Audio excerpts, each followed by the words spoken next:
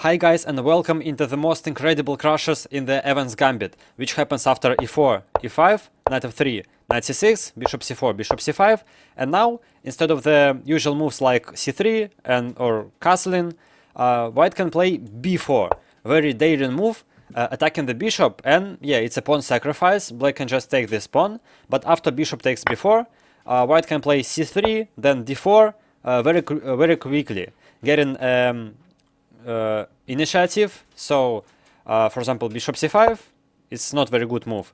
Then d4, white can play.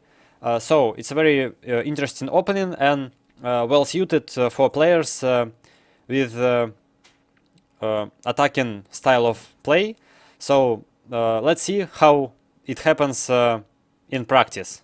In the first game, the first world champion Wilhelm Steinitz was played white against a not very famous opponent.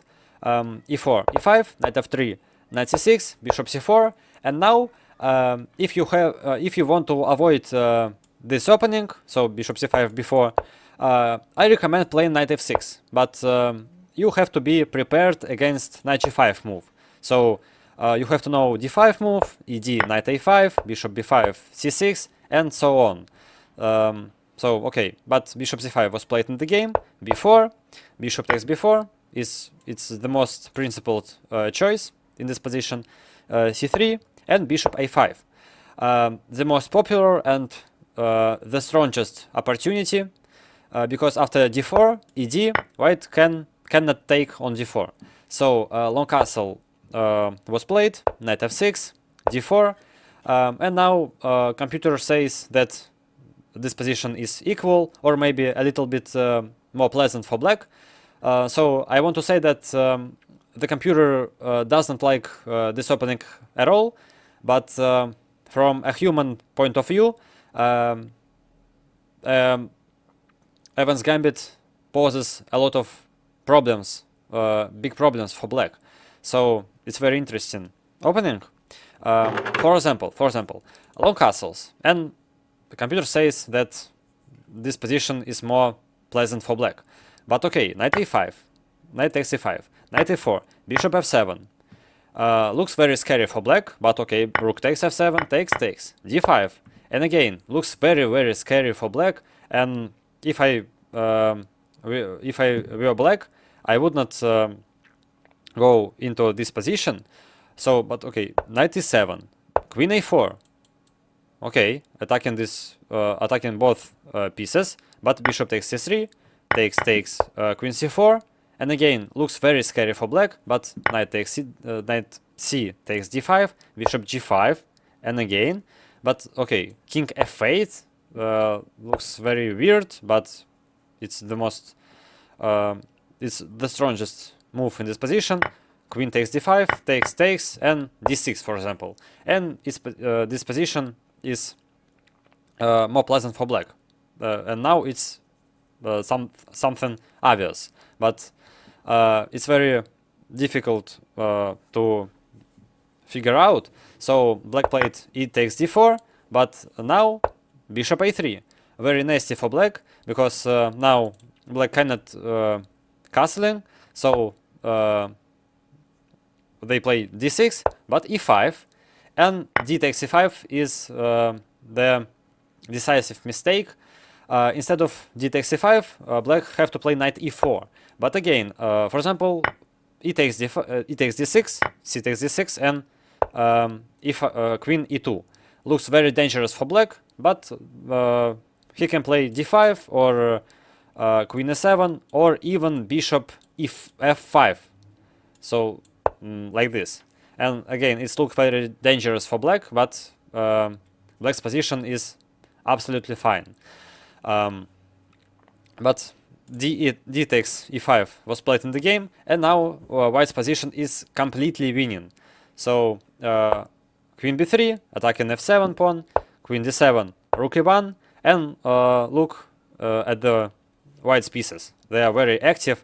Queen f5, bishop b5, attacking e5 pawn, knight d7, queen d5, takes, knight e5, knight e7, attacking the queen on d5, but Wilhelm Steinitz doesn't care about it. Knight takes d7, takes knight f6, and then bishop takes e7. It's a checkmate. So this game shows how strong White's initiative can be. And let's move on to the next game. And in the second game, the 11th World Chess Champion was played with White, Robert Fischer, against Fine, 1963. E4, e5, knight f3, knight c6, bishop c4, bishop c5, b4, bishop b6 move we will see in the next game, bishop b4, c3, and again bishop a5. And now, instead of long castles, d4 was played, e takes d4, d6 is also deserves attention, but okay, e takes d4, long castles now, and now d takes d3. It's a very dangerous, it's a very scary for black. So black can play knight f6 or maybe knight g7 with a very good idea. Look, after c takes d4, black can play d5, and after takes, knight takes d5, then bishop a3 looks very scary for black, but now they can play black can play bishop e6, and then, for example, bishop b5 or knight bd2, black can play bishop b4. Very nice idea, and then just castles. So this position is about equal. So knight g7 is interesting, knight f6, but d takes c3, and now black's position is already very dangerous because of queen b3 attacking the f7 pawn, and now black have to play queen f6. Looks very weird, right? Because of bishop g5, queen g6, knight c3, takes, and knight f6, something like this, or even knight h6, which is looks very scary for black. And after takes, king f8 just, and yeah, white obviously have an h in this position, but black's position is playable. So queen e7 was played, and now black's position is already bad, very bad. So knight c3, knight f6. The last chance was bishop takes c3, but then queen takes c3 and knight f6. But after bishop a3, white's position is already winning, I think. So knight f6, knight d5. Now it's very easy for white. It's very easy. Takes, bishop b2, and again look at white pieces. Queen g5, h4. So white want to take this pawn on g7. Then rook e1 check. Yeah, now it's very easy. But after king d8, white found a very good move. Queen g3. And after queen g3, white played bishop f6, checkmate. So very good, very interesting game. And let's move on to the next game. And in the last game, the 6th world chess champion Mikhail Botvinnik was defeated. E4, e5, knight f3, knight c6, bishop c4, bishop c5, and b4. And in this position, bishop b4 is the most principled, but Mikhail Botvinnik played bishop b6, which is also possible, but of course it's a concession because white is taking over space, right? And white is keep going. A4, a5 is a huge threat. So a6, knight c3, knight f6, and knight d5. And it's the 7th move, but after knight e4, white's position is already more better.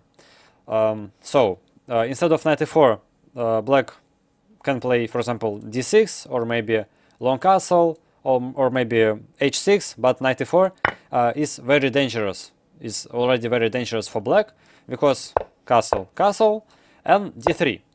And after knight d6, white is just winning. they can play bishop g5, attacking the queen. f6, after f6, we can just take this pawn. It's a double check, so king h8. We can play, for example, knight h7, attacking the queen, attacking the rook. So white's position is completely winning. And after queen e8, we can just play a5, and after bishop a7, we can take this pawn on c8. So yeah, white's position is already completely winning.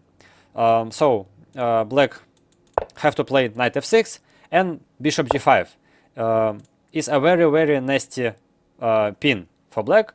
d6, and now very good move, knight d2, with the idea to go knight e4, putting pressure on f6. Bishop g4 was played, but bishop takes f6, and after bishop takes d1, we can just take on d8. For example, bishop c2, bishop e8, and white have an extra piece in this position, so white's position is absolutely winning. So queen c8 was played, and white played just knight b6, takes f3, and black just resigned in a few moves. So as you can see, an Evans Gambit is a very dangerous for black. It's opening which is very dangerous for black, and black often requires computer accuracy to hold on, right? So it's very difficult sometimes. Okay, guys, if you enjoyed this video, please like it, subscribe on my channel, and of course write comments. I really appreciate it. Write about what do you think about Evans Gambit, what you think about my English, and what do you think about me. So write it, please, and goodbye.